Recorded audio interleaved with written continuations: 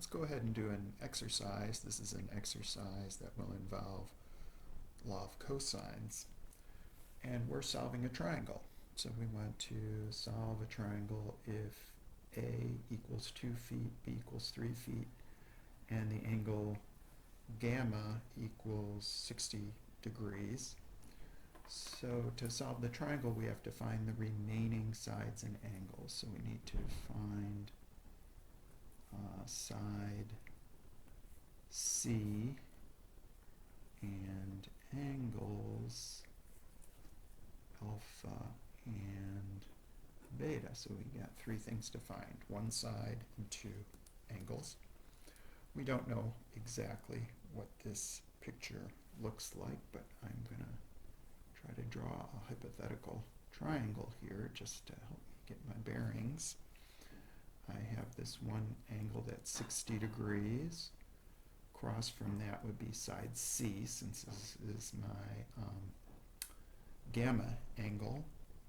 If I put alpha here, then A goes here, the 2-foot side. If I put beta here, then the 3-foot side goes there. So that's sort of my situation in this picture. And I know this is a law of cosines video section, but if you saw a problem like this out of the blue, I'm not going to tell you whether to use law of sines or law of cosines. You're going to have to decide. So suppose we tried the law of sines. We're going to see this actually doesn't go anywhere, but let's just see what would happen if we tried the law of sines. I would say that sine of alpha over side A2 equals sine of beta over side B, which is 3, equals sine of gamma, which is 60 degrees, over its corresponding side, which is side C. And I mean, we got some information there, but what we have to do with law of sines is we got to take two of these fractions, set them equal to one another. And can you see that from these three fractions, there is no way to get an equation with just one variable. That's the problem here. If I take the first two, both alpha and beta are missing. If I take the second and third, I got beta missing and C. If I take the first and the third, I have alpha missing and C missing. So I end up with two variables which I can't solve from just one equation. So that's the problem with law of sines. Law of sines won't work for this one. So we love the simplicity of the law of sines sometimes, but when it doesn't work, we have to try the law of cosines. And there's actually something very nice about the law of cosines, and I'm going to try to at least convince you is nice about it. Now, when we use law of cosines, we have our, here was from my previous handout, we had those three forms of the formula. We have to choose one to work with. And since I'm given one angle in this problem, the 60-degree angle, I'd like to be able to plug in an angle. So since I'm given the angle gamma, I'm going to use the form of the law of cosines where gamma occurs. So that first form that we derived. So let me copy that down.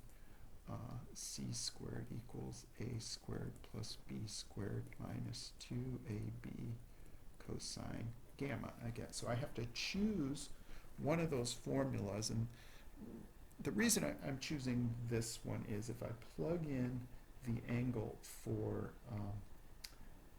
gamma, here I can also plug in the sides A and B.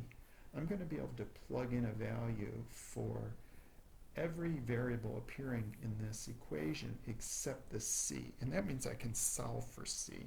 That's really the reason. So you really want to choose the form of the law of cosines where you can plug in for all the variables except one. And I can do that here.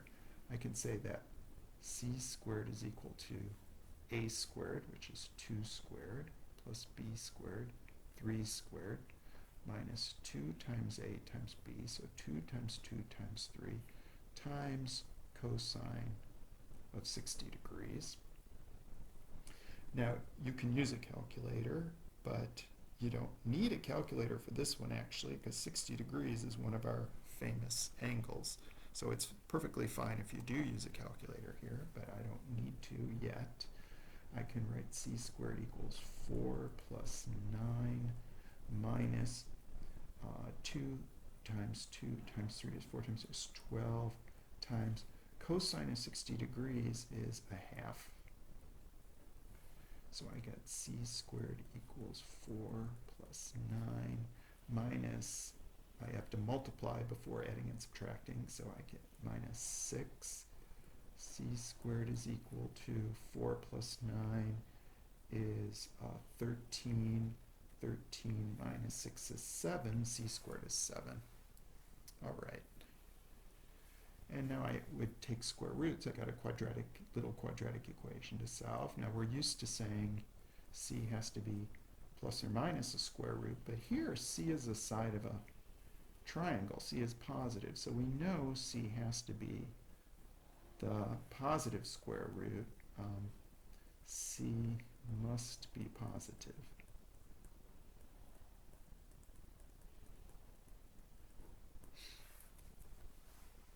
And so C equals square root of 7 feet, since we got units. That's one of the things I'm trying to figure out in this problem. I found side C, but now I also got to find angles alpha and beta. I'm going to keep using law of cosines. We'll talk about why after we do this. Keep using law of cosines when possible. Now let's see, how can I use law of cosines here? If I want to find angle alpha, I want to use the form of the formula that has the angle alpha in it. So notice law of cosines only has one angle involved in each one of these formulas. So I'm going to use the middle formula because that has the alpha angle in it. And so I'm just going to copy it from my formula sheet. I don't have to have it memorized. If I copy the form that has the alpha in it, it starts out a squared equals b squared plus c squared minus 2bc cosine of the angle alpha. And it's what will work for me now, since we know what C is, I can actually plug in values for A, for B, and for C into this. So A squared now is in this position, 2 squared equals B squared, 3 squared, plus C squared is square root of 7 squared minus 2 times B is 3 times C is square root of 7 times cosine of alpha. All right. So now what I got to do is I got to work to get that cosine of alpha isolated. I have a little trig equation here, and I got to be careful about order of operations. We have 4 equals 9 plus square root of 7 squared is 7. The square root's gone there, but I get minus 6 radical 7, 6 square root of 7 times cosine of alpha. So now I can add the 9 and the 7 on the right hand side. That's going to be 16 minus 6 radical 7 cosine alpha. I cannot do this subtraction, okay? This is the tricky part of the process. If you're tempted to do the subtraction here, we cannot do that because the 6 radical 7 is being multiplied by cosine alpha. These guys are glued together. I actually have to isolate this term first. So I cannot do this subtraction because the multiplication takes precedence. But what I can do is I can subtract 16 from both sides. It's like taking this term to the other side. I still have a negative 6 radical 7 cosine alpha on the right. 4 minus 16 is a negative 12 equals negative 6 radical 7 cosine alpha. And at this point now I can divide both sides by that negative 6 radical 7. And the point is I'm undoing the multiplication times cosine alpha so that I get cosine alpha isolated. A negative divided by a negative is going to be positive. 6 goes into 12 2 times, so this actually becomes 2 over the square root of 7 is cosine alpha. And I'm going to recopy that at the top of this next page so we get a little bit more room.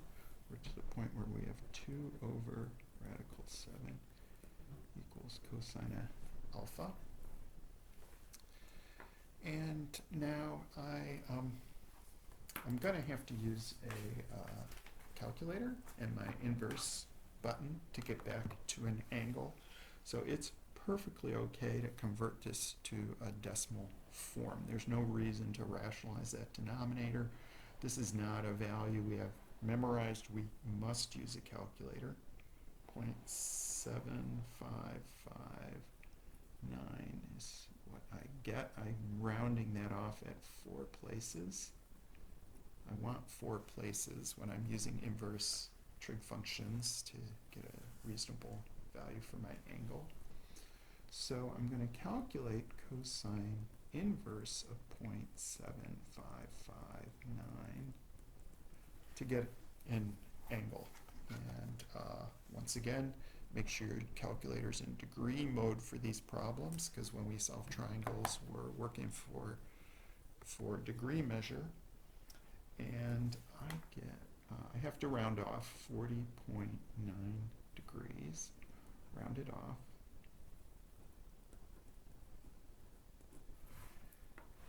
And now, let's see, that's my alpha value.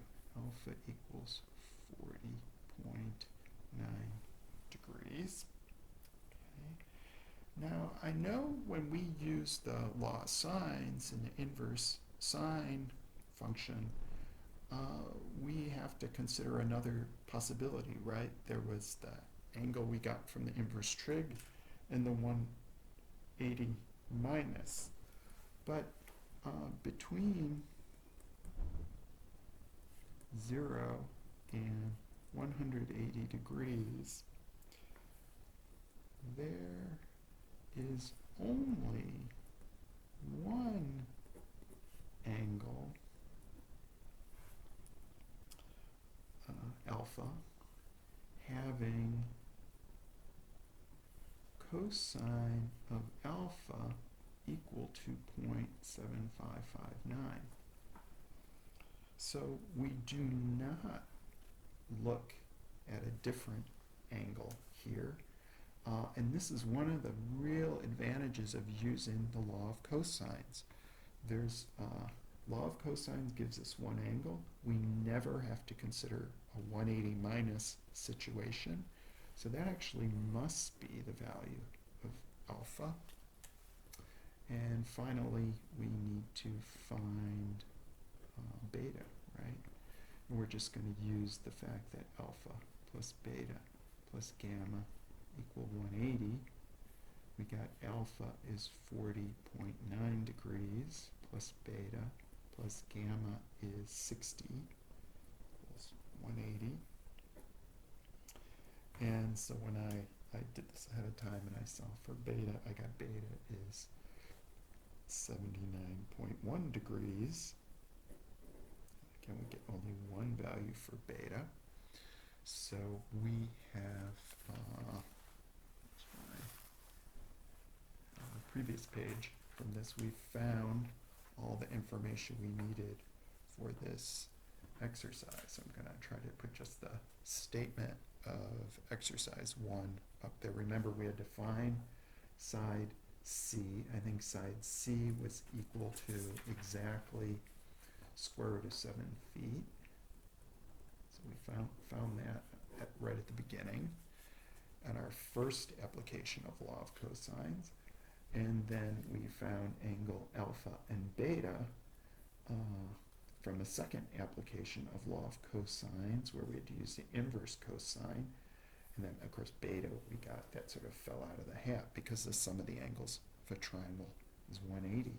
So we're done with the exercise, but I want to say a couple more things. So we're finished with the exercise, but just a couple comments here after the fact. So again, notice that we got alpha equals 40.9 degrees by using the inverse cosine of 0.7559. Just let's think about the unit circle a little bit here. I'm just going to draw this upper half of the unit circle.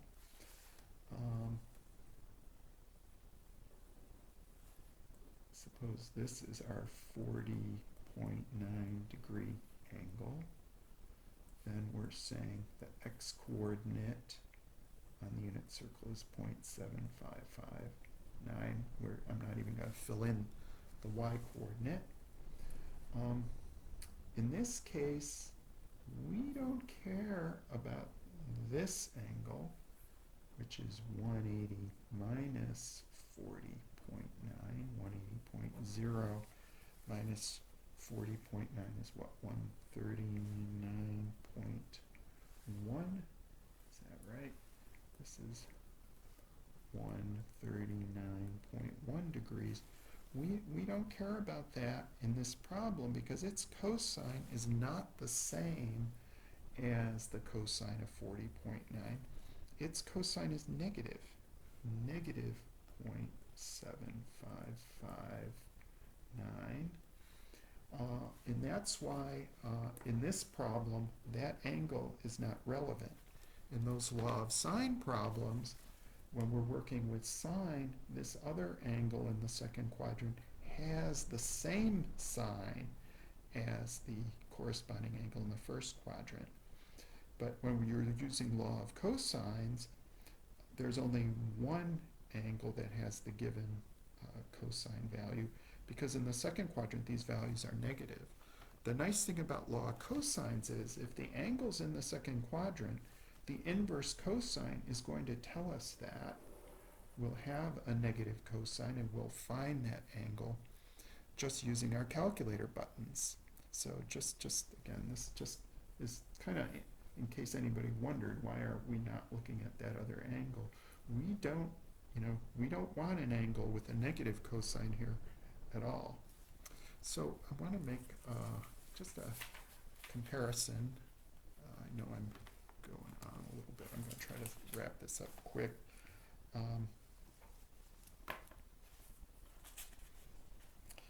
Just want to compare law of sines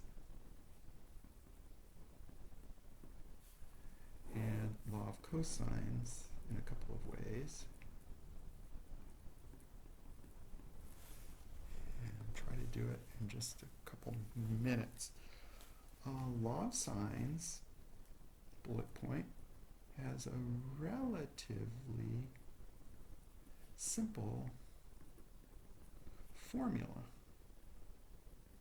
So that's a good thing. We like that about law of sines. Law of cosines is more complicated.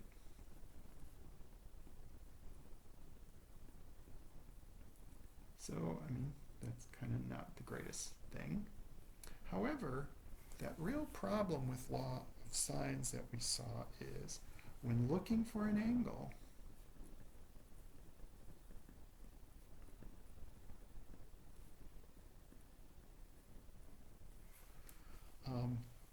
if inverse sine gives an angle theta, we must also consider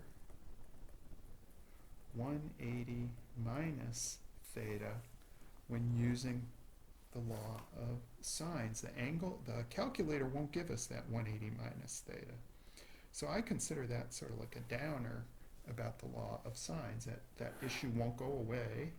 If you're using law of sines, you do have to consider that second angle. With law of cosines, though, so I'd say when looking for an angle,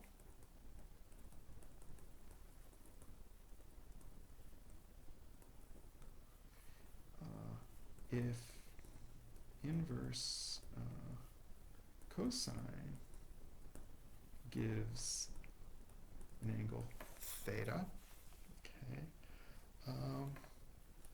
that's the only possibility.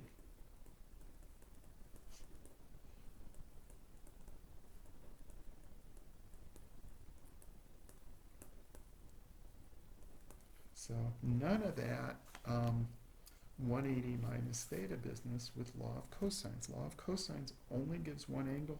There's only one possibility. I'm going to put a smiley face there. That's a nice thing.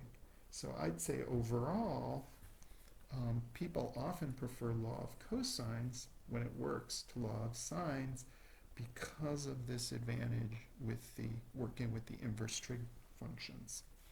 So we have a couple more problems with law of cosines coming up, but that'll be in a future video.